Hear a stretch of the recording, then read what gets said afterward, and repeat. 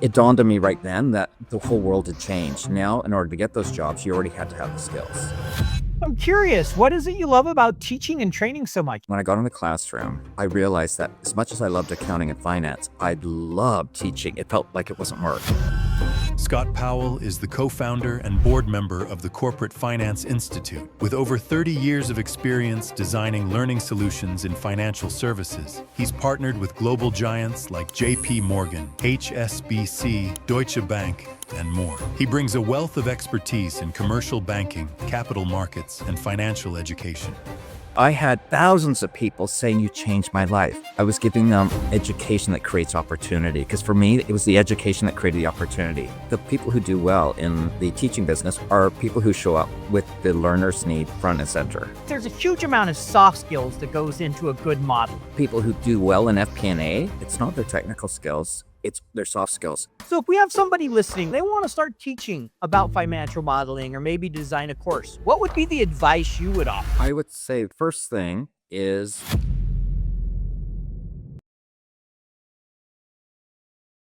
Financial Modelers Corner is the world's premier modeling podcast. It is brought to you by Financial Modeling Institute, the world's leading financial modeling accreditation organization. Welcome to Financial Modelers Corner. I am your host, Paul Barnhurst, and this is a podcast where we talk all about the art and science of financial modeling with distinguished financial modelers from around the globe. The Financial Modelers Corner podcast is brought to you by the Financial Modeling Institute. FMI offers the most respected accreditations in financial modeling. That's why I did the Advanced Financial Modeler last year, and I'm doing the Chartered Financial Modeler this year. Today, I'm thrilled to welcome to the show Scott Powell. Scott, welcome to the show. I am delighted to be here, Paul. Yeah, really excited to have you. So let me give a little bit of Scott's background, and then we'll jump into our questions. So Scott is a Corporate Finance Institute co-founder and board member, currently based in Vancouver, Canada, with over 25 years of experience. Scott has designed and delivered finance-focused learning solutions for finance professionals worldwide. His work has spanned major financial centers, including London, New York, and Hong Kong, and has included clients such as JP Morgan, Deutsche Bank, Bank of America, Merrill Lynch, Credit Suisse, HSBC, and many others. I want to see Lehman in there. No, I never got to work with Lehman. Phew. Better Stearns. No. Scott's expertise covers commercial banking, investment banking, capital markets, and asset management, providing practical, impactful education that empowers finance professionals to excel. So, Scott, if you've listened to any episode, you know the same question everybody gets asked at the beginning. Tell me about that horror story, either the worst financial model you've worked on, or you've seen, or you built yourself. But go and tell me that experience. What was it like? Yeah, so it was an FP&A model. Not surprised. Yeah. Well, FP&A models by their very nature are much larger, more complicated. So what happened is I had a very good friend here in Vancouver who led a small FP&A team, a team of about 10 people. And he knew I was teaching modeling, and he asked me a favor. He said, just as a friend, can you review our FP&A model and tell me what you think? So he sent me the FP&A model, and I started just doing some error checking. Realized iteration was turned on. And when I turned off iteration, there was literally, I want to say 10,000, 15,000 circular references, it slowed the whole model down, right? Now, even though computers now are getting faster, there were broken workbook links that were hidden. And the model I called it a house of cards. It had been a model they'd been using for 15 years. And instead of starting from scratch, they kept just engineering it and tweaking it without knowing the original builder and how it worked. And so unfortunately, this was a good friend of mine. I said, you need to scrap the whole model. And the shocking thing was he said, we made a major investment decision, CapEx decision based off this model. Doesn't surprise me at all. Anyway, I'd like to say that's the only time I've seen something like that, but it's the one that stands out because it was so many rows and columns. The larger your model gets, just the harder it is to manage. And so having things like, I'm very nervous about iteration. Not that I'm saying don't ever use it, but I'm always nervous about workbook links. I'm not saying don't ever use it, but it's about how you judiciously use things and how do you document and lay out your model so anyone who needs to pick it up and maybe update it or review it can understand what's going on. Yeah, I probably shouldn't admit this, but when you mentioned circular references, I remember I had a job where the boss had called us all, new CFO, called us all to the headquarters and said, look, we're building all new models. Basically, your models suck.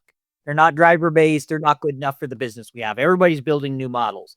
And he had this offset function he was using to do a ramp. And at the time, I didn't understand it. I was struggling and I had the most complex business, of course, on top of that. And so he pulled in one of the guys that had worked in investment banking and we worked together for 6 months on that model. And we got done. And even with him working on it, I remember we had a circular reference we shouldn't have and a few little problems. And we had one revenue model, had a separate head count, a separate expense, and you were linking them because there was just so much stuff and it was multiple businesses. So you had to do it different. We think we got up to 100 versions of that thing. And I finally said, after about a year of using it, because it still didn't really meet the business's needs, I had to go through and rebuild the whole thing. Oh, it was on my own. He was gone at this point. And it was one of the best decisions I made, but it was horrible. It's just so painful because it wasn't meeting the business's needs because our data was so bad. I had to clean it all to actually be able to say, how much revenue are we really getting from this customer or this product? Because we were billing things with the wrong product codes and it was just a nightmare. So I could totally relate. When people tell those horror stories, I still have plenty in my mind, and some of them are the ones I've built. And listen, I have done very similar things. The big message for me is because I remember even there were places that should have been formulas that were hard coded. And the reason I'm telling you this is, of course, that those are easier to find in a small 3-statement model. But when we're talking about a large FP&A model where we're modeling things like headcount and all, just bottom up, it's so easy for those to creep in and you don't find them. It's like a needle in a haystack. That was the one thing my friend was really good at is we'd always highlight it in a different color and put a comment because sometimes we had to override something for an assumption.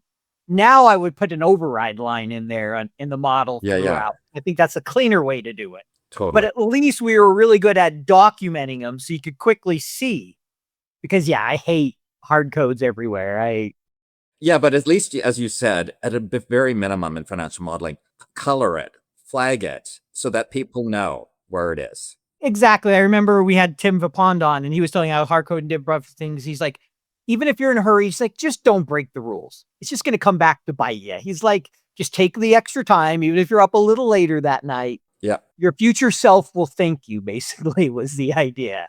Exactly. Because I've gone back to models I built, and I don't remember how they work, right? Because I haven't documented enough. Anyway. Oh, I'm totally with you. It's like we had one guest on that said, he goes, if you open your model 3 days later and you can't understand what you did, then you made it too complex. Simplify it. Yeah, exactly. And it's a very good message because I always say simplify, simplify, simplify, because you're never going to regret that.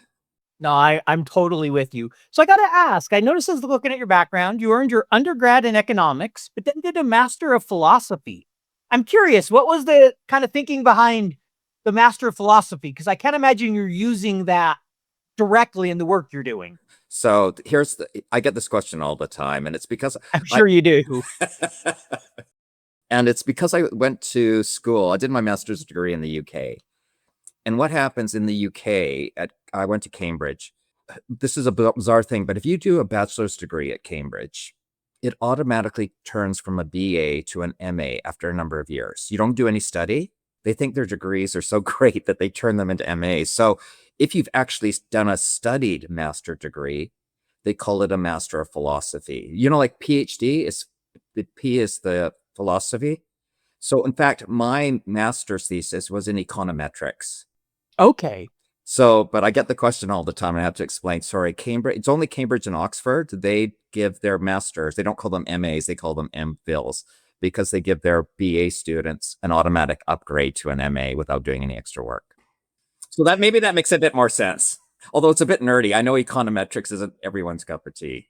That's all good, but I was going to say, Oxford, they sound like, hey, kind of that we're better type. We've been around forever, much like lawyers and how they get a doctorate before a master. Yes, exactly. That reminds me of that a little bit where you're like, All right, we could tell you value what you're providing a lot. Yes, exactly. All right, that makes a lot more sense. Now I understand. Thank you for clearing Listen, that I've one always up. been, I love numbers. I think that's the thing. Although I've moved, then I went into accounting and finance, but the theme is there's numbers involved in all of that and number crunching. No, I've always enjoyed numbers ever since I was a kid, so I understand that one. So tell us the backstory. How did you help found Corporate Finance Institute? How did that come about? Okay, so you can see this gray hair. And so I started my career, 30. The reason I'm going to tell you this story, I'll try to keep it short, but when I got my first job, it was in the UK, and you didn't have to have the skills. You didn't have to have modeling skills. You didn't need to know accounting. When you joined a firm, they said, we're hiring you based on your competencies, how well you play with others. They want to see your personality traits. Do you work hard? And then they would train you. You would join a firm, and the first few weeks would just be training. And then every quarter, there'd be more training. Okay. So long story short is I didn't have to have any of the technical skills. Fast forward a couple, maybe 30 years, I was running an in-person finance training business based in London, New York, and Hong Kong, where we trained new analysts at the banks, like the banks you listed in my bio. What I was finding is I was getting all these calls from business schools asking us if we would come and train at the business school because they wanted to give their business school students one up so that in interview, their students got the jobs on Wall Street and not the other business school. And it dawned on me right then that the whole world had changed. Now, in order to get those jobs, you already had to have the skills. And so that was the rationale behind Corporate Finance Institute was like, how can we set up something so learners around the world can upskill themselves to get the job? And the problem was I was running a full-time business. So I luckily had met Tim Vipon, one of my co-founders, who was looking for a challenge, something new. And I said, I have this idea. I even have the name. It's Corporate Finance Institute, but I can't do it off the side of my decks. This has to be, it's a big initiative. And Tim agreed. And fast forward now, that was 2015 we were talking, 2016 we launched. And now we've worked with 3-4 million learners around the world. Oh, is that all? Yeah. But yeah, so that's the story. I tried to be as brief as possible, but it's clearly there has been a sea change in what people are expected to have as a skill set before they even get their first job, which is totally different from when I started. Yeah, it is interesting to see how expectations are getting higher and higher and wanting more of the skills and how that will set you apart, right? That Yes. right internship, those right part-time jobs, the right classes, whatever it may be. They're wanting people to be able to hit the ground running a little bit more than they did in the past. Yeah, totally. I'm curious, what is it you love about teaching and training so much? You've done it the last 30 years. Pretty much almost your whole career has been that. Yeah. So what was interesting, I'll tell you a very quick story. I was working in finance and I was based in London, and my company asked me if I would go to Hong Kong to train the new analysts coming in. So I go, great, a year in Hong Kong. This is going to be fun. Had never taught, went to Hong Kong, and it was like a light bulb moment. When I got in the classroom, I realized that as much as I loved accounting and finance, I loved teaching. It felt like it wasn't work.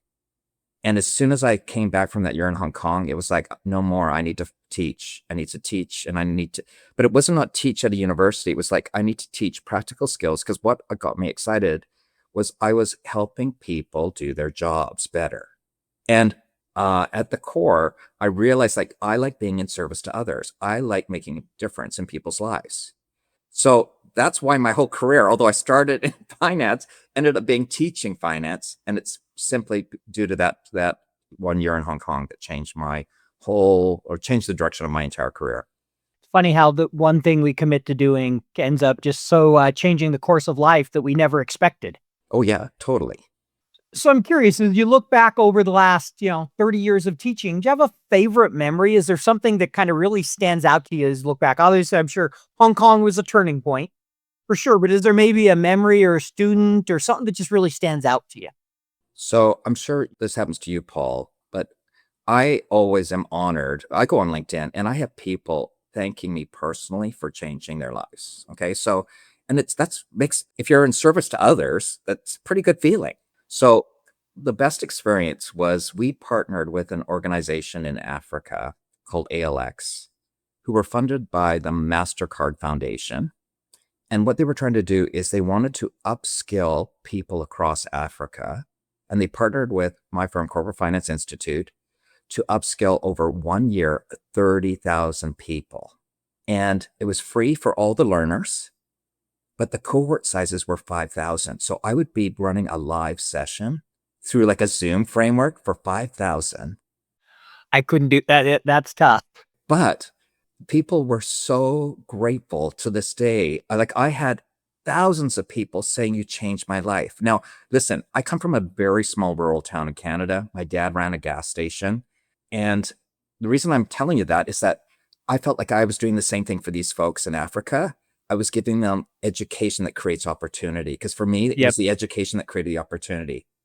Yeah. Yeah. So 30,000, although it was a ton of work because they were cohorts of 5,000, 6 cohorts. It was crazy. Yeah, I can see where there'd be a ton of work, but that'd be really rewarding. I can tell you love being able to serve people and see the difference it makes in their life when they come back. Like I get those notes too from people. Hey, your podcast helped me be better in your job, or I love your content or whatever. And it makes you feel good. You're like, okay, it's making a difference. Exactly. One of my favorite quotes when you mention the service, I love this that I've heard is service is the rent we pay for living in the world that we do. Oh, what a great quote. And I just love that idea, Yeah. because if everybody takes that approach, it just makes the world a better place. Totally agree. Totally agree. Love that. Great story. So obviously you've done a lot of training, up to 5,000 in a cohort to probably one person to, digital, all those different things. When you're starting to build a course or you're building something, particularly around financial modeling, how do you get started? How do you think about that? Kind of like, what's your maybe framework, or how do you think about going about that? So a lot of the teaching I've done online, in person and so on has been financial modeling related, right? And so there's a couple of things that I always think about and teach, which is don't jump in and start building. Start with the end in mind. Really think about your stakeholders. What are the deliverables? What do they need to see as outputs? And then think about, well, this is because I'm old school. I would actually draw something out on a piece of paper, right? And I would really think about how do I want to structure this? And because then what's going to happen? Because I always think about if you jump into your model and start building on the fly, you're missing the logic of how the model overall works. And so pausing and allowing yourself to think about the model components, whether you use a Word document online or some other software or just a pad of paper, is going to actually save you a lot of time, even though it looks like it's going to slow you down to begin with. Well, my background is in FP&A. I am also passionate about financial modeling. Like many financial modelers, I was self-taught. Then I discovered the Financial Modeling Institute, the organization that offers the Advanced Financial Modeler Program. I am a proud holder of the AFM. Preparing for the AFM exam made me a better modeler. If you want to improve your modeling skills, I recommend the AFM program. Podcast listeners save 15% on the AFM program. Just use code podcast. It's a great point. The analogy I always use of kind of that planning and is you would never build a house without blueprints. Exactly. Great analogy. But we build models all the time with just jumping into Excel. I mean, I've been guilty of it plenty of times. And then we wonder why the thing is a total mess when we're done. Exactly. Listen, I have this tendency I love doing. So I have a profound tendency to just want to jump in. So in fact, I have to force myself to slow down. I don't like drawing it out, but I just know from practice, it's going to save me a ton of time. Because as that model gets built and then you realize you missed something, then you're unwinding your model build anyway. Yeah, we've all been there where you're like, oh, yeah, now I got to figure out how to add this to the model or that. Or Yeah, exactly. Yeah. And the issue the other thing is, maybe I'm going to overstate this, but I believe every model should be slightly different, possibly because the stakeholders are different. And I'm not just saying you're an FP&A and it's a different industry. You could be in the same industry, but you're two different companies with Every company has something particular to it, and you owe it to your organization to really think about who needs this model, who's going to be using it, and what are the nuances that I need to make sure are there without overly complicating the model. Sorry, and this is what drives me crazy is, and I used to be prone to this, is overcomplication that doesn't materially impact a decision maker, right? I can make a model look more precise by adding hundreds of rows and columns, but it's not going to materially affect the decision. So why do it? That's something you learn over time in a balance. I was like you. I've been, way too technical in a lot of places. Like when I first built this one model, I tried to do a call center at a employee level. That was really dumb. I learned my lesson the hard way. I'm like, why? Just put in the number you need of each and the average salary. And That's such a great example, right? Because I've done the same thing. We think we're being more precise, where it's just extra things to maintain, extra cells that can get over tight, extra formulas that can go wrong. yeah, it didn't make me any more accurate. It just created more work for me is what it did. Yeah. And so, definitely learned over a few years. The model got much better by the time I was done and had learned how a call center really worked. But that first year, what am I doing? Why did I do it this way? Because everything else was that way. And I didn't want to build a separate model. But later on, I realized, no, this one needs to be separate. Yeah. And so it's balancing. I was thinking I was being simple, and I really wasn't. I was making it harder on myself by not just adding a separate piece that simply, mapped out that business. And that's where that complexity and simplification comes into play. And sometimes what you think is simple isn't really simple. Yeah. Totally agreed. I'm curious, as you teach the courses and obviously, teaching people the importance of, hey, sketching it out.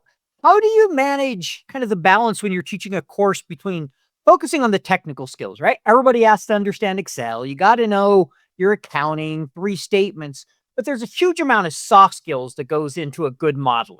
Yeah. Telling that story, being able to ask the right questions. How do you balance that when you're teaching and thinking about a course? Yeah. Paul, I think you've nailed a really important thing that we all need to be thinking about constantly. I think of technical skills as the baseline. I think of soft skills as the thing that will set you apart, because it's not about how well the model is built. It's about how well it communicates a story, how well you communicate that story. How good are you at asking the right questions of stakeholders to understand their needs? It's about building rapport with those stakeholders.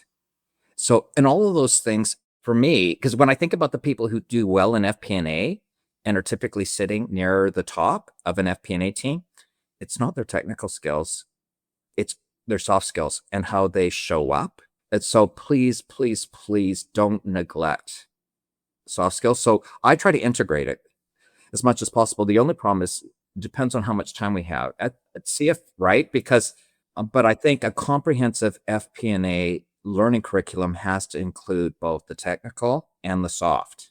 Communication is key. In fact, at CFI, we've just launched a course on communication, best practice communication skills for FP&A professionals. Good. No, it's definitely one that's needed. And I think anyone who's doing modeling has to be a good communicator. Definitely FP&A, there's that business partnering aspect that, Yes. maybe even bigger than some areas of modeling. Like there are some people that really, you're just hired to build the model.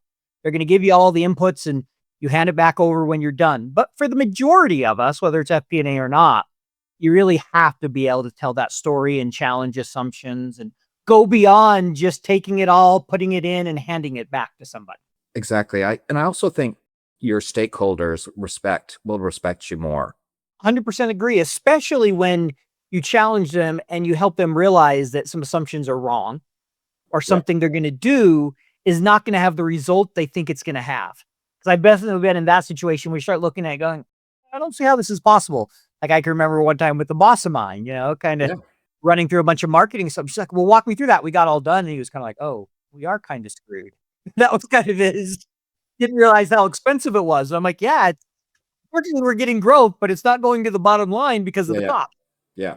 Type of thing. And so we all have those moments. So if we have somebody listening, we got obviously a lot of modelers and several that have started their own business. It's so much easier to create a course and do training today. If someone's listening and they want to start teaching about financial modeling or maybe design a course, what would be the advice you would offer them? Great question. So I would say the first thing is you want to be in service to that learner. So, and I think the people who do well in the teaching business, whether you create an online course or you're doing something in person, are people who show up with the learner's needs front and center. And if that is you, then I'd say you want to think about putting yourself in the seat of the learner. Because whenever I design a course, I go, where are they going to struggle? Where are the pain points for this learner? Because I need to focus on the things that are going to mess them around. You also want to think about the type of people you want to work with. What's your specialty? What value add can you bring? There are quite a few in-person finance training firms out there. So if you think you want to try it, there are online firms like CFI. So there are opportunities to try it out. The other thing I always encourage people to do is take other people's courses. Think about what you like and you dislike, right? And that's going to give you a sense of how can I take something and enhance it. So one of the things that I noticed early on, even when I was doing in person, won't believe this, but one of our competitors 20 years ago in New York taught financial modeling without Excel. How do you do that? Yeah, they literally just used slides and academically went through what it would look like without them doing. So there were screenshots of Excel. Ooh. Yeah, I would have been out the door pretty quick. So would I. Like, why? That has to be hands-on, Mhm. right? Now, of course, I'm giving you an extreme story, but Sure. the idea is try as many, check out as many courses as possible. That's really good advice, right? Check out different courses, keep the learner front and center, find out what their pain points are and try to solve them in your course. Makes a lot of sense. That gives me some good reminders because sometimes when I'm building courses, I step away from that and you forget, you're like, hey, how quickly can I get this done? Or what do I want to show? Not what do they really need? That's a great reminder for me. Paul, I'm glad you said that because that's the difference between being in service to others. I've seen a lot of people who are really good at modeling in Excel. They're just wanting to show off. And so they go way too fast for the learner. They're showing their skills off. Like, look at how awesome I am at the front of the room. You're not being in service to the learner. No, you're not. I've been guilty of that before where you try to show off. I still remember trying to show off in front of my boss when dynamic arrays first came out. Oh, yeah. And I built this scenario model and of course it broke right in the meeting and I looked like an idiot. And I was just like, fortunately I had a great relationship with my boss and it didn't damage me, but it was Yeah. that reminder of like, you don't need to show off. Just build it the basic way and give him what he needs instead of trying to be fancy. Yeah. And listen, 25 years ago, I was much younger and I caught myself showing off. What I would do was show off how many Excel shortcuts I could use and that I didn't need the mouse and I could build a model that would normally take an hour and 10 minutes. And I would just be whipping on the keyboard and great, who cares about that? Yeah, I've always had a little bit of a contrarian view on shortcuts. I'm like, yes, they're helpful. And if you're building models all day, they will save you time, no question. But these people that like, you have to be a keyboard warrior and never use your mouse. I use the mouse most of my career. Yes, do I know shortcuts now? Yes, can it save you time? But if I'm building something where I'm really wanting to think, I really care if I save 30 seconds and then spend 5 minutes thinking about the next thing I'm going to do.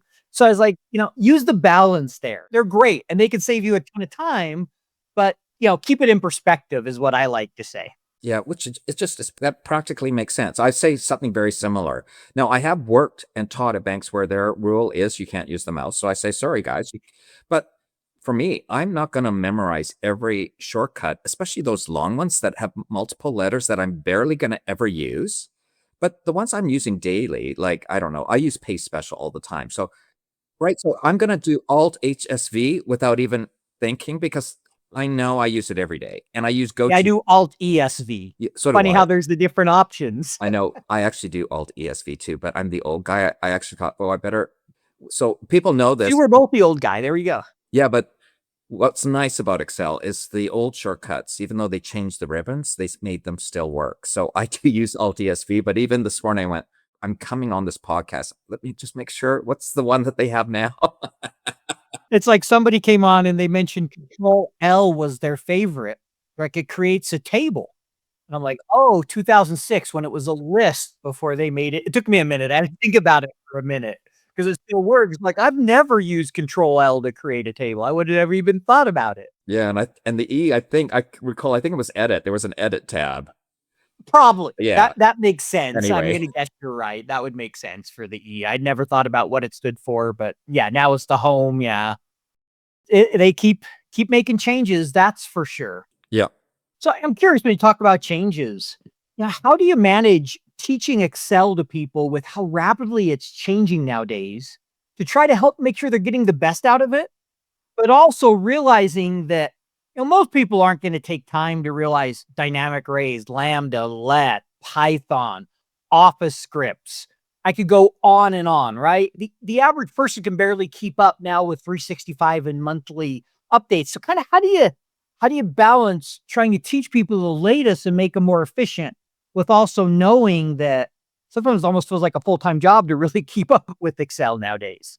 The advantage of now is the volume of tools and new functionality, but it also is what it can overwhelm us all. And so I tend to go like you're not going to hear me say, please, everyone who's listening, you need to do Python, Power Query, Power BI. You need to be learning all the new Excel functions on a monthly basis. What I tend to say is, what's the nature of your role? If you had to rank these tools in terms of how they'd be used, which one is the most critical to your role? And you owe it to yourself to focus there first, because there's too much. That's kind of high level, because ultimately, we all know this, but in FP&A, there can be many different focuses in those roles. And I think maybe 30 years ago, you could be a Jack or Jill of all trades, right? I knew VBA. It's a full-time job. There's no way you can be a Jack or Jill of all trades with all the tools that are out there. So you think about where your role needs you to specialize or you want to specialize. I'm 100% with you, especially when it comes to Excel. Like, anyone who tells me they're a master in Excel, I'm like, okay, let's talk. Like I interviewed a guy once and I always ask, rate yourself on a scale of, 1 to 10. And the guy goes, I'm a 10. And just the way he said it, you could just sense the arrogance oozing out of him. Really smart guy. That was apparent. Like he could do the job, but was also had a high opinion of himself. And so I said, this is when dynamic arrays first come out. Have you ever heard of XLOOKUP? No. Have you ever heard of sequence? No. Have you ever heard of this? No. And did, a couple more. And I'm like, would you like to change your answer? And I said that to him. And he looked at me and he goes, fine, a 9. Like, and we didn't hire him, but it's like a little humility and recognizing that nobody knows anything. Like, fine, if you want to tell me a 10, give me a good but his reasoning just didn't quite. I also think we're abusers of certain functions that we encountered earlier on in our careers and don't realize that there are much more efficient ones. Like you mentioned XLOOKUP. I still see people building things with VLOOKUP when XLOOKUP is there because they don't know. Or and Excel's coming out with new functions. And that's, as a older guy, do you know what I do? I actually use AI now. And I say, hey, I'm using this function. Is there a newer function that's more eloquent, more adaptable? And that's been quite helpful. Bad financial models can lead to bad decisions, or worse. So, how do you minimize the risk of a bad model? You make sure the models you build are great. Financial Modeling Institute developed the Advanced Financial Modeler Accreditation Program to help modelers like you. The AFM program offers a step-by-step approach to building world-class financial models. The program ensures that you know the best practices in model design and structure, and will help you brush up on your Excel and accounting skills too. Be the one on your team to build great models.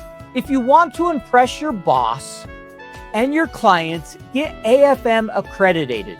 Podcast listeners, save 15% on the AFM program. Just use code podcast at fminstitute.com/podcast. That's actually a really good idea. I haven't thought of doing that, but yeah, say, hey, this is how I'm doing it. Is there a newer, more efficient way? And odds are, if there is, it will tell you. Like I'm an abuser of offset. You mentioned the offset function. I love the offset function.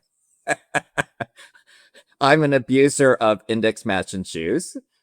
And I'm an abuser. I used to be an abuser of VLOOKUP, but I hate VLOOKUP. How about indirect? Do you abuse that one? Not so much. Though. I've been an abuser of that one more than not. why I asked. Anyway, so that I'll stop talking. Yeah. No, you're totally fine. So if you want to know how to slow down a model, be an abuser of what? See, offset, indirect, today. You can come up with some other volatile functions. You start abusing those a lot in your model and watch it slow down and explode in size. The one I always go to, which is the most simple function, is those nested if statements. Like, please don't have nested if statements. Yeah, I think it's 64. I can't remember, but I think you could have, correct me if I'm, but it used to be, I think it was 7 or 8, but then several years ago. Yeah, it's something like 64. I think that's right. And I've seen some. I'm really grateful. I wrote SQL for a while and I was doing everything as an if statement. And my boss said, no, like set up separate tables in the database to do your logic. And he walked me through how to do that. And that was a really good learning for me because I'll try to think, how can I set up a separate table and just do a lookup instead of a bunch of ifs? 3 or 4 are fine.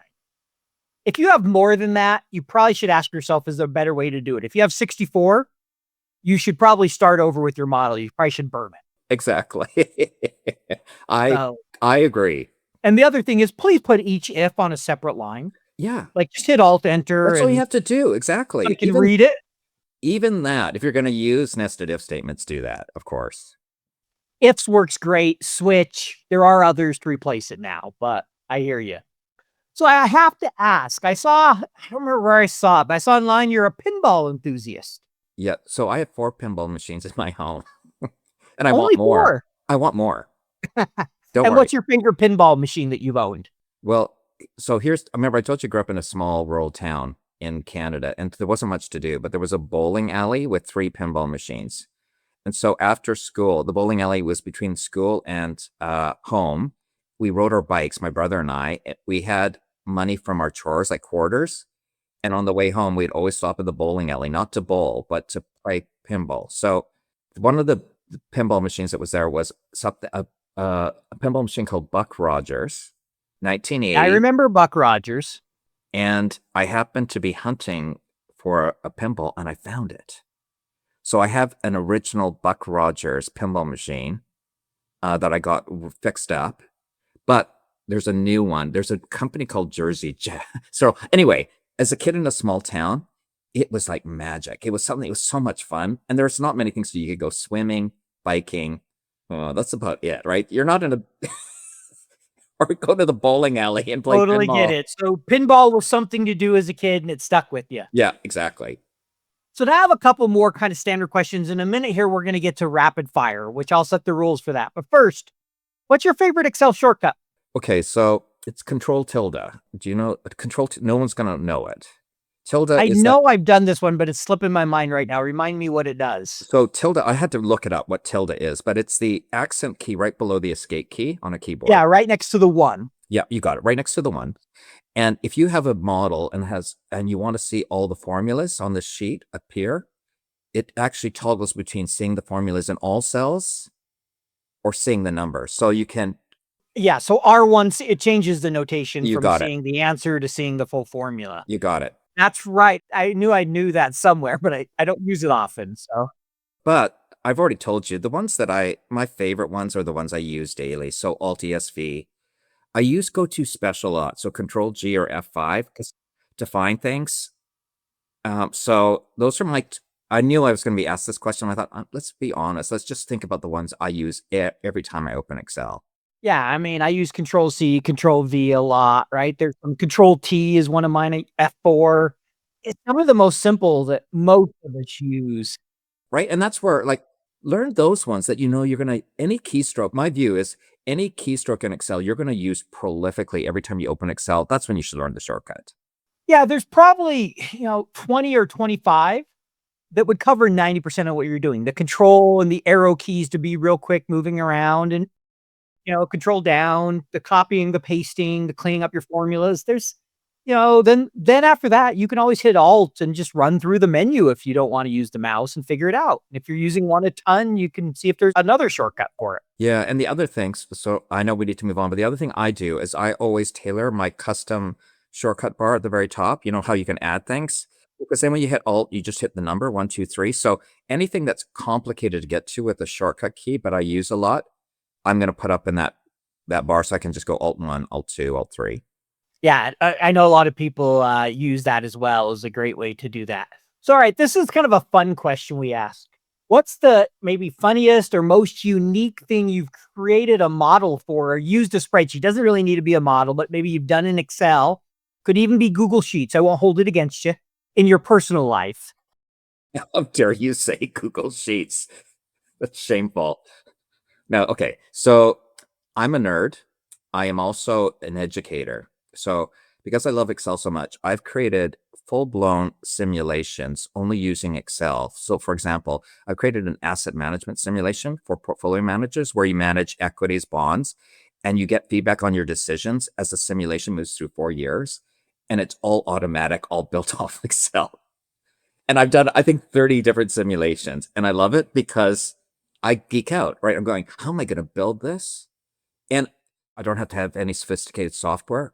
It's amazing what you can build. I'm not saying everyone should build everything in Excel. You need to choose your battles. I've seen people use Excel for things where they should be using software, like FP&A software. That's all, right? Yeah, or maybe they should have a database. Exactly. But we've all seen it. And I saw somewhere one time, someone put it on LinkedIn. It always stuck with me. They had 15 different categories and they had a ribbon that said second place and they showed a picture of Excel. Like kind of almost, it's always the second best tool for just about everything. Yeah, But that doesn't exactly. mean you should use it for everything. Exactly. So I'm totally with you. It's amazing what you can do. All right. So we're going to move to rapid fire. Here's how this works. So I'm going to lay some ground rules. You can't say it depends. Just looking for quick answers, yes or no. And then on the one or two you're most passionate about, you can elaborate at the end. So you can't be a consultant or a teacher for this. Okay. So if you had to pick one side or the other, which one would you pick? Don't worry, we won't make it too hard on you. Circular references, yes or no? No. VBA.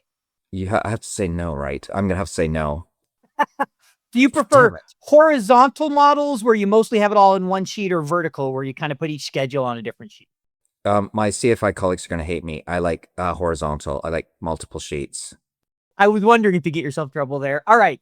So dynamic arrays in models, yes or no? Yes. How about fully dynamic? We're using 100% arrays in a model. I would still lean yes. Interesting. Okay. I might have to ask about that at the end. External workbook links, yes or no? Oh, I hate these are yes or no. You can elaborate at the end. I know everybody hates these because like, I want to elaborate. I'd say no. All right. Named ranges, yes or no? You know, I love them and I use them occasionally. Some of these things are if you're judicious about it, but you said yes or no. So I'm going to say no, but I use them, but I'm very judicious. I'm with you. I use them in Yeah. judicious as well. Do you follow a formal standards like FAST or SMART or some of the other standards that are out there in your modeling? So the answer is yes. But what I say to everyone is at least as an FP&A team in your organization, have one set of standards that everyone follows. I don't really care if they match someone else, but you all need to be playing from the same sheet. That's what I've started teaching people. I'm like, just agree to things. I don't care if it's a Yeah. formal standard or not, but at least have the same color coding and Yeah. other things like that. Exactly. Like, what's your input color? Please just make sure it's the same. If it's not blue font, I don't care. Yeah. I'll even show them. I'm like, you can use Excel's colors because Excel has that in its styles. I think they're hideous. I built one model that way and I thought it was hard on the eyes, I'll be honest, but that's what you want to do it. All right. So this one will be real quick on these. Should financial modelers learn Python in Excel? Yes. What about Power Query? Yes. Power BI? Yes. All right. Will Excel ever die? I'm going to be an optimist and say no, and I'll tell you why. All right. I'd love to hear on this one. Why? Oh, sorry. Go ahead. You can elaborate now. We'll give you a chance now to elaborate. People need to be able to see things in a certain format with this grids and the numbers. So I think the very nature of the way the information is presented, whether it's Excel or something else, is so valuable that it's never going to die. Will Microsoft Excel be replaced by Google Sheets? Maybe. You know what I mean? But the nature of the spreadsheet. The spreadsheet as an input form is never going anywhere, basically. Yeah, because when I started my career, I was using a software called Lotus 123. Oh, yeah. I remember using it. So the thing is, but maybe I'm too optimistic because I think Excel's the best thing since sliced bread. Only sliced bread? I thought it was even better than that, but we'll go with that. Okay. Do you think AI will build the models for us in the future? No, We could talk about that if you want. All right. Just have two more and then I'll let you elaborate on one or two. Do you believe financial models are the number one corporate decision-making tool? Yes. All right. And what is your lookup function of choice? XLOOKUP. I love XLOOKUP. Only because VLOOKUP, every time I was teaching, VLOOKUP had so many issues with it. And it was like, this is just driving people crazy, especially in FP&A with big models and big data sets. So I think XLOOKUP was such a savior for so many people who especially work with big data sets. I'm with you. Well, it's easier to teach too. It makes a lot more sense. If you didn't know VLOOKUP at all, you'd be like, wait, why did we design it that way? Exactly. And don't learn it now. Don't learn it now. Yeah, I was teaching some girls about a year ago. They were 18. Their dad hired me to teach them Excel as they were going to college. And I taught them VLOOKUP. I'm like, why are you even teaching us this? I did teach them XLOOKUP. Go, the only reason I'm teaching it is because you'll see it in models. Yeah, which is true. So you're aware. Otherwise, I wouldn't even have taught you this because it doesn't. Don't use it. I'm not teaching you to use it. I'm teaching you because you'll run into it somewhere along the way. No, it's a very fair comment. That's why I was humming with VBA, because the problem is there's these legacy models with VBA code. So if you are working with an FP&A model with VBA code, maybe you need to learn it because you need to update the VBA. It's a challenge. I know some basic VBA. I've never gone deep in VBA. I usually have had others if I need it. At this point, I won't. Trust me. All right. Anything there you want to maybe add a little bit of context to? Yeah, so named ranges.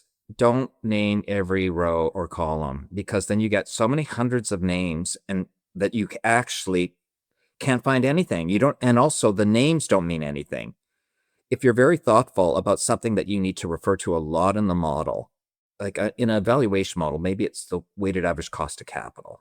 Okay, I might name WACC, and everyone knows what that WACC is, but so I've seen named ranges that literally there are 1,000 name ranges.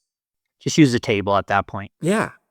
And with should financial modelers learn Python, Power Query, Power BI, the more the better.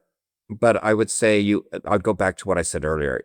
Which one are you going to use the most? That's the one you should focus on. Yeah. And for me in FP&A, it was definitely Power Query. Yeah. Now it may be Python a little bit more, but I get what you're saying. You have to pick and choose because learning all three of them deeply is an incredible investment for the average person. Exactly. All right. Well, I think we're just coming up to the end of our interview. So give you an opportunity. Any last words or anything you'd like to share before we let you go here? Yeah, just one thing that if you are passionate about Excel, one of the things that I always say is every time you're in Excel, try to learn just one new thing, however small, and add it to your toolkit and start using. Maybe it's a new shortcut of something that you're using a lot, as we talked about. Because we can get so caught up in our day-to-day that we then just keep using the same tools, the same approach. And if you take 5 to 10 minutes to learn one small thing new, and you think about it as a habit, in a year, you're going to have learned a ton. Very true. That's great advice. So we'll go ahead and put, Corporate Finance Institute and your LinkedIn profile in the show notes in case somebody wants to reach out to you. If there's any other way you think they should get in touch with you, feel free to let us know. But I'm guessing LinkedIn and CFI are probably the two best ways. You got it. Check us out. Check me out at Corporate Finance Institute or on LinkedIn. Perfect. Well, thank you so much for carving out some time, Scott.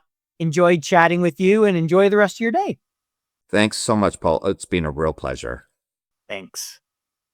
Financial Modeler's Corner was brought to you by the Financial Modeling Institute. This year, I completed the Advanced Financial Modeler certification, and it made me a better financial modeler. What are you waiting for? Visit FMI at www.fminstitute.com/podcast and use code podcast to save 15% when you enroll in one of the accreditations today.